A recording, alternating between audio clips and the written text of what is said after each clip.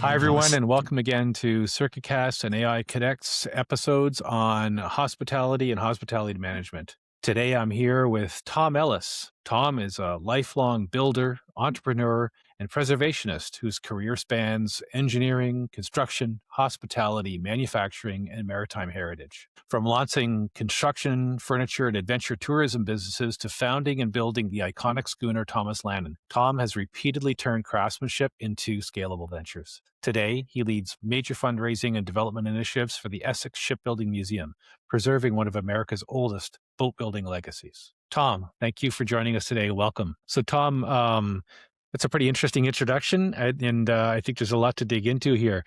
Just to kind of take things along, maybe you could tell us a brief version of your journey and your personal highlights along the way to get you to where you are. I think it started by this old neighbor of mine. He was in his late 80s and still driving. He said, "Come with me." And he drove up the highway and stopped and asked me to sit on the side of the road for a while. And he said, "I'll be back in a little while." And he came back and he said, "What did you see?" I said, "I saw a lot of people driving down the road all by themselves. Nobody was smiling, and it didn't look like they were having fun, and they were all going to work." He said, "Yeah, they were all going to work for money." He said, "Would you give me your life for $1 million?" And I said, "What would I do with the money?" And he said, "Very good." So he said, "You've established that your life is worth more than any amount of money." So he said, "Don't ever work for money. Work for something that you enjoy doing, you have a passion for.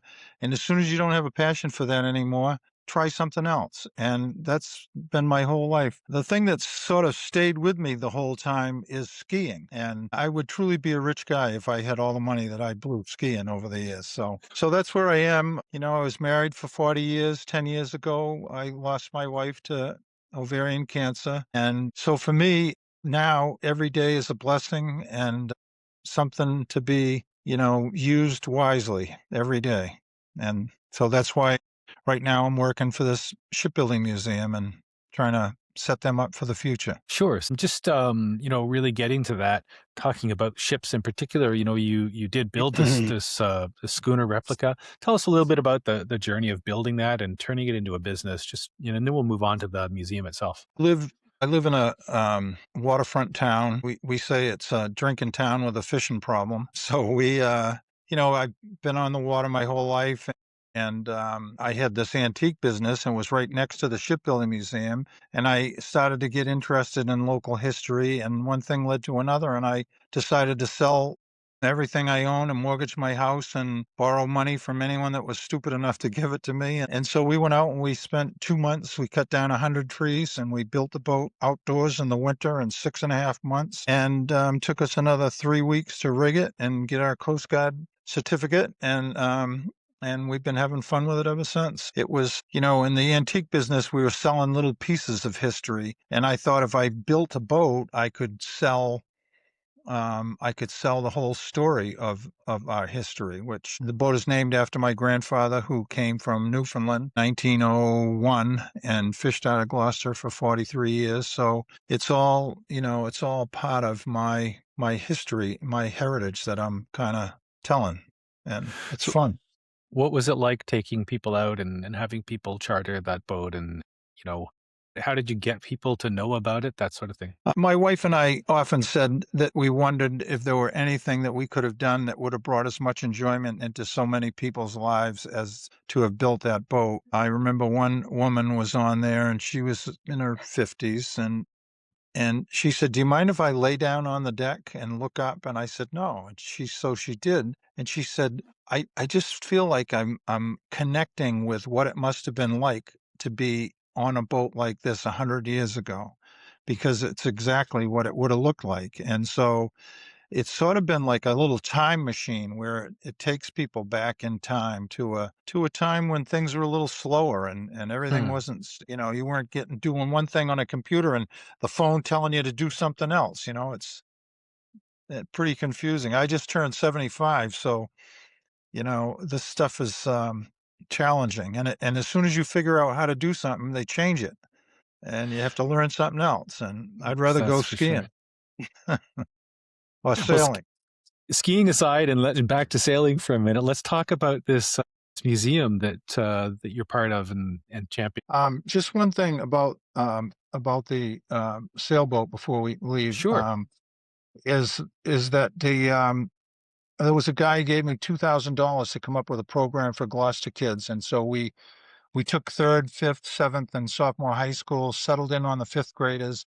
And for 27 years, we've taken every fifth grade child in Gloucester out on that boat, each class. And now everybody that works for my son on the boat was on it when they were in the fifth grade. So it's really become part of the fabric of our community. It's really probably the coolest thing that's happened with a boat. The museum, after we get the boat under control, and it was about 14 years ago now, I became president there, and they were deeply in debt, and they couldn't keep the lights on, they couldn't do anything, and hardly run any programs. And anyway, we reduced a lot of the debt, and then somebody gave them a big chunk of money, and so they paid off all their debt, and they have a few 100,000 in the bank as a little cushion, and so they asked me about 7 months ago if I would chair a committee to raise $10 million to build a new education center.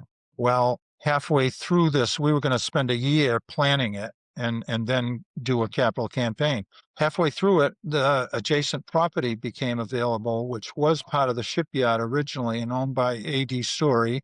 And we have aerial pictures of lumber stored on that piece of property. And so it's $1 million. They wanted $1,200,000, and this is just a little organization, right? And anyway, we in about 5 months raised $950,000, and now we need to raise another 250,000 before the end of February, and because we have a purchase and sales agreement, and we're just I have 15 people on my committee now, and everybody's out there working hard. We meet once a week, and it's amazing to see people come in. And you know, here's my little sheet with all these names of people that I'm contacting. But we have a meeting, and everybody's got a notes in front of them, and we all list all the things that we've been doing for the week, and it's just an amazing thing to see everybody working together to make this happen. And I'm sure we've got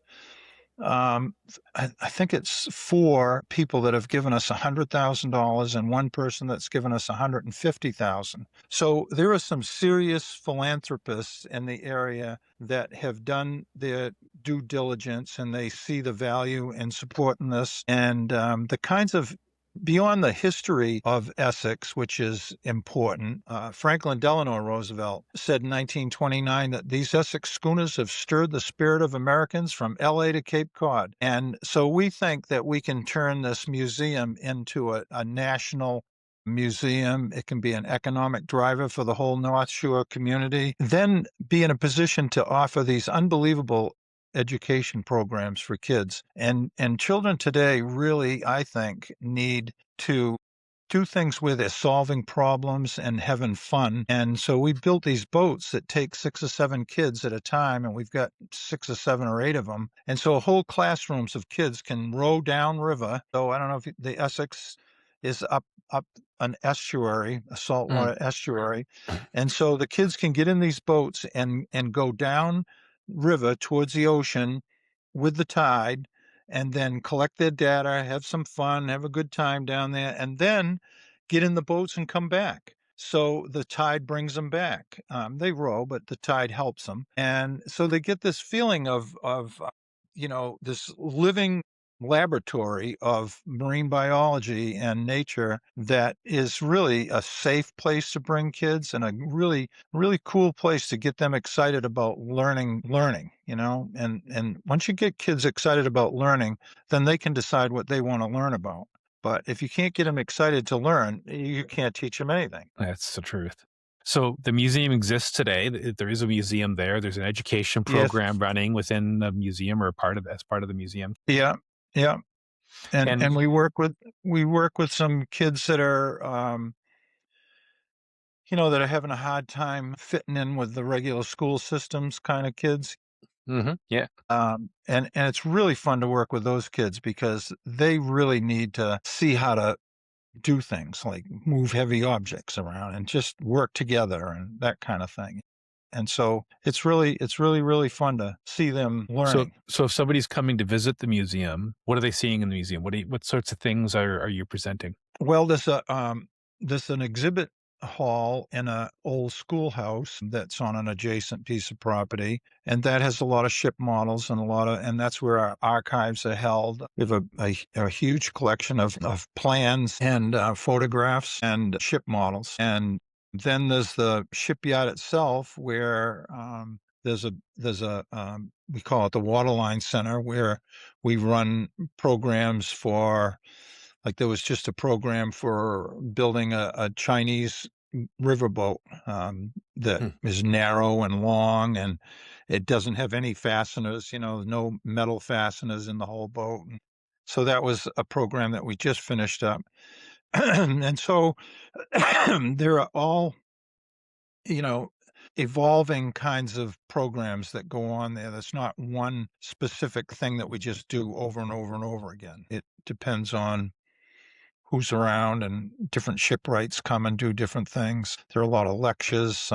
We have one coming up soon of this Captain John Wigglesworth that made an expedition to the North Pole recently. So there's a lot of things like that.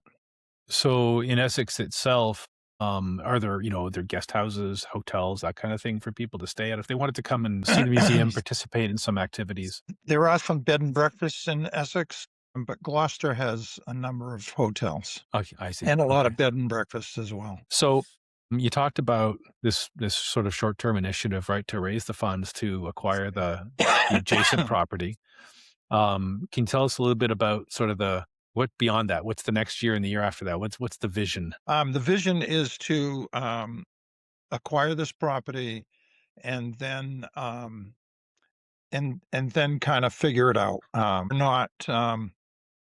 We're not at a point where we can say exactly what we're going to do with the property. All we can say is that it is going to give us the room to expand. We are looking to build a new a new, like, lecture hall and classroom space, and more exhibit space. And so we're going to continue to make the history of Essex shipbuilding more visible and more available, and to expand on our educational programs. So you mentioned that, you had a fundraising project that you were sort of in the middle of when this other opportunity came along. Does that other fundraising project continue? So, I mean, this short-term goal is not the end. It's just a Oh, no. point in the No, journey, right?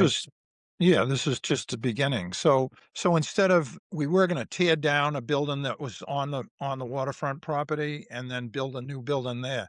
Now that we have this new piece of property, we can build something on that and keep the boat building shop and the woodworking shops that are there. So it actually is gonna, save us money, I think, in the long run. And it'll give us more parking, and just, more visibility out on the this piece of property is 44 Main Street, so it's a much more visibility. Right, right. Um, So it's right in town. yeah, so it's just gonna give us the, opportunity to really expand all the programs that we're doing, and just do more of them. So it'll be good for a lot of people, a lot of kids. So Tom, you mentioned a couple things. You mentioned skiing, and you mentioned some of your journey in getting here, and sort of the beauty of living every day, right, and making it count. When you think about people who are interested in the schooner heritage, people who are interested in that part of life and industry as it was, if you said, hey, here's the good reason to come and see this, to come and experience this, to come and live this. You touched on some of them. What would be the one thing you said, this is it? Golden piece of information.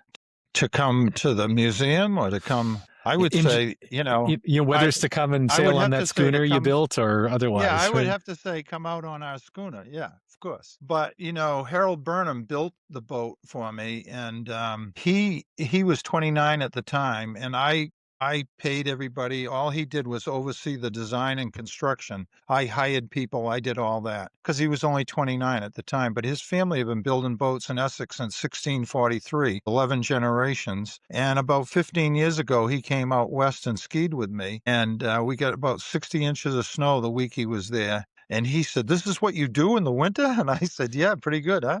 And he goes, I want to be just like you when I grow up." So he came back and he built the Ardell, which is a like a pinky boat, and which was a typical fishing boat of At the time. 50 years before the Lannon was built. And because the two of us were now sailing around in the harbor, that got energy and interest renewed for this 1923 schooner that has been being restored for years, and it was a Gloucester fishing boat. And so because people saw us out there sailing together, it got people excited, and now that boat's all restored and is out there sailing. So Gloucester is getting to be, a real destination for people to come, and often people go on all the boats. They try to get on each one of them. So we're really working with other organizations. There's also the Maritime Gloucester, which is a marine railways, one of the oldest marine railways in the country. I think it is the oldest, and they have an aquarium there, and a lot of exhibits, and a lot of educational programs as well. So there's a lot to do in Gloucester, and it's just a beautiful place to come. And So how do people typically get there, Tom? Where are they when you see people coming, where are they coming from? How do they arrive? a lot of people come by boat. Oh, it's We're interesting. we stick out in the ocean, so people going up and down, cruising up and down the coast almost always will stop in Gloucester Harbor for a stopover. But there's a railroad, train station in Gloucester, so you can get there by train and by car, or you can parachute in. It was a guy that was late. He chartered our boat, and they said, "Just he'll get there. Just go. We don't want to wait for him." And so we took off, and the woman said, "He's apt to just parachute right into the water, right next to your boat, and then climb up the side of the boat." But what he did was he hired a lobster boat, and a lobster boat took him out to our boat. So people get there all kinds of ways. Where's the nearest airport? Beverly Airport is a small airport, but Logan is in Boston? Boston. Yeah. Yeah, yeah, and it's the Boston and Maine Railroad that they would take from So they could Boston fly down. into Boston and then take the railroad. Yeah, yeah, yeah. Great. Well, I mean, I think it's a pretty interesting story. I think the museum you're working on is a, terrific adventure. I think in particular the educational aspect of it is, it's I very agree with interesting. you. I used to be in the antique business, and I was just talking to a wealthy woman today, and she has furniture that she's inherited from her great great grandparents and her and passed down for and her kids don't want anything to do with that furniture. People today don't want old antiques, and they don't seem to be that interested in history.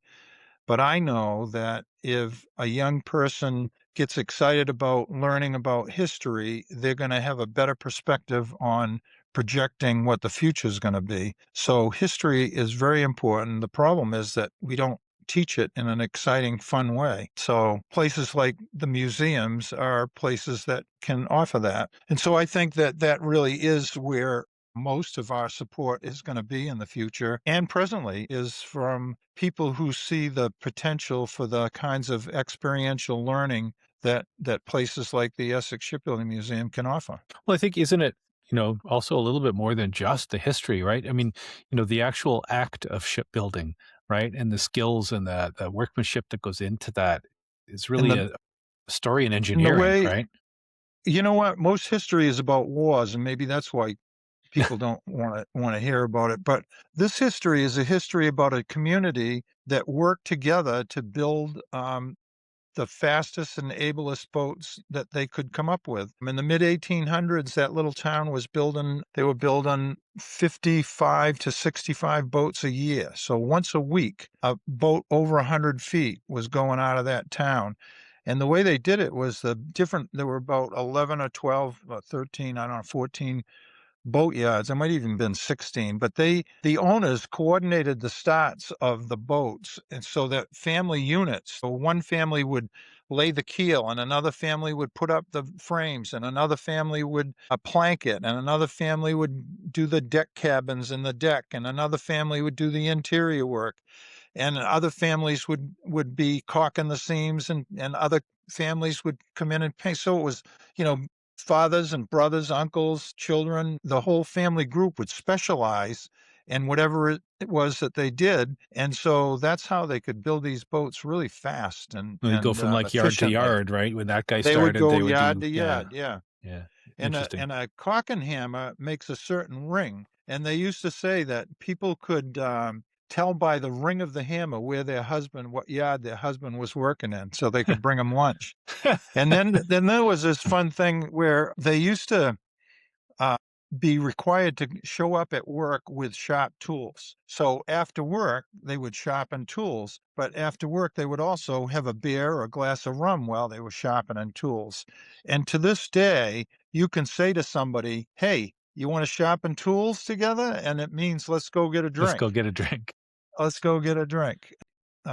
It's been a fun trip for me to really live this history and be out in the North Atlantic in November and 15 plus seas with 45 knots of wind and be on a boat that you just knew was going to bring you home. And so it's pretty cool. That's a great story. Pretty cool. Tom, it's been wonderful. We've talked a little bit about your storied history and how this came about. We've talked a lot about boats, which is, fitting for Essex and the great work that you're doing with the museum and the money you're trying to raise for that property. I think it's a wonderful story.